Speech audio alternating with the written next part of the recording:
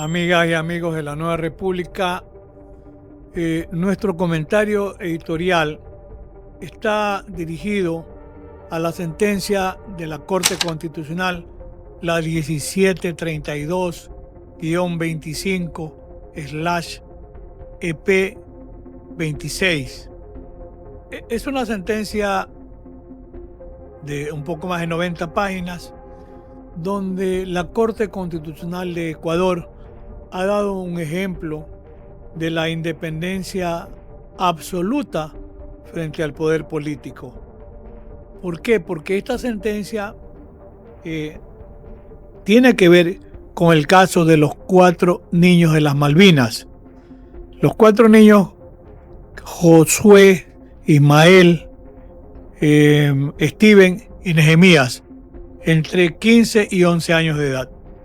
Estos niños fueron secuestrados por una patrulla militar de la Fuerza Aérea del Ecuador, cuyo asiento está en Taura, alrededor de 35-40 kilómetros de Guayaquil, cuando estos niños se encontraban jugando en la noche en un sector cercano a las Malvinas donde vivían.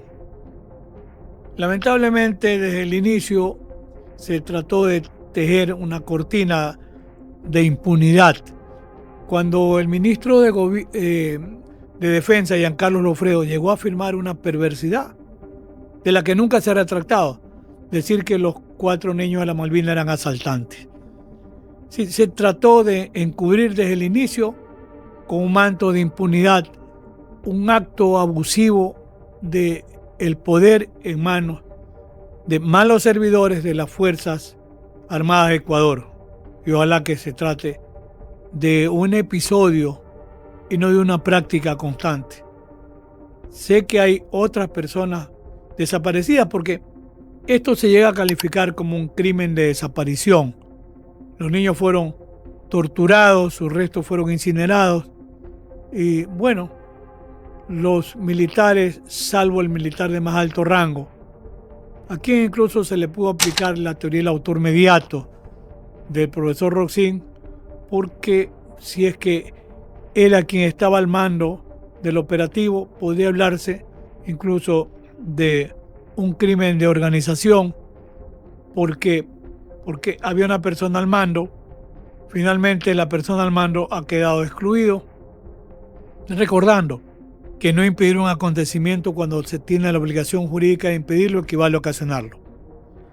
Un tema que puede llevar a la discusión es pensar si este acto, que en buena hora, mediante, fíjense lo importante que es la buena utilización de las garantías constitucionales a través de un habeas corpus instructivo y correctivo. ¿Por qué? Porque una jueza de Guayaquil en su momento calificó como crimen de desaparición la situación de los 4 niños de las Malvinas. Y cuando en un habeas corpus, cuando se apeló, una sala de corte provincial revocó esa calificación y por eso se produce la acción extraordinaria de protección, donde la Corte Constitucional, honrando el ejercicio de la función en un Estado constitucional de derechos, ha calificado como crimen de desaparición y la responsabilidad de los autores materiales.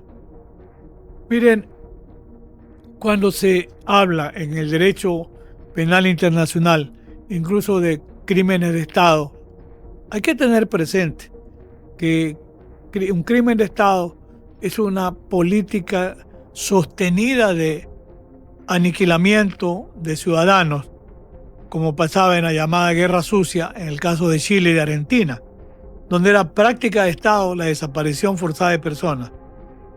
Hay que reconocer con honestidad que por lo menos hasta hoy no aparece como una práctica sostenida del Estado la desaparición forzada. Entonces es discutible hablar de un crimen de Estado, pero que hay responsabilidad sin duda de los ejecutores materiales. Puede que se discuta incluso el monto de la reparación inmaterial, porque es que la Corte Interamericana ha dicho en sus estándares que la sentencia condenatoria ya es de por sí reparatoria. Claro, si recordamos que en el caso de la desaparición de los hermanos Restrepo, ya es un tema que data de probablemente 40 años, no hubo necesidad de llegar al Sistema Interamericano de Derechos Humanos, porque luego del trabajo de una comisión internacional se concluyó que había responsabilidad del Estado ecuatoriano y se llegó a acuerdos reparatorios con el padre de los niños Restrepo, $2 millones. Sí, la vida no tiene precio y puede que aquí se discuta que $10.000 es simbólico. Además de otros hechos simbólicos como mantener vigente en la memoria este hecho luctuoso, este hecho condenable, este hecho repudiable, para que nunca más se vuelva a repetir. Y ojalá que nunca más.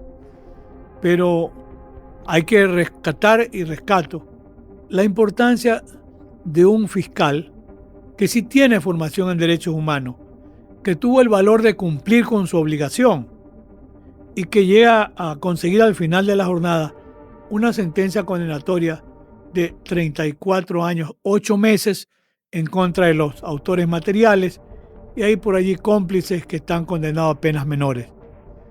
Pero esto es un ejemplo para decirle no a la impunidad en este Estado constitucional de derecho y de justicia, que sirva como un precedente interno en el Ecuador, que cuando se cometan graves violaciones de derechos humanos como esta, que son imprescriptibles, desde Almonacía Arellano versus Chile, lo dijo la Corte Interamericana de Derechos Humanos, que nunca más se repita un hecho como este, que la memoria se mantenga viva y que recuerde el ministro de Defensa, que sigue permeado allí, que no eran delincuentes. Concluye así nuestro comentario editorial por el día de hoy.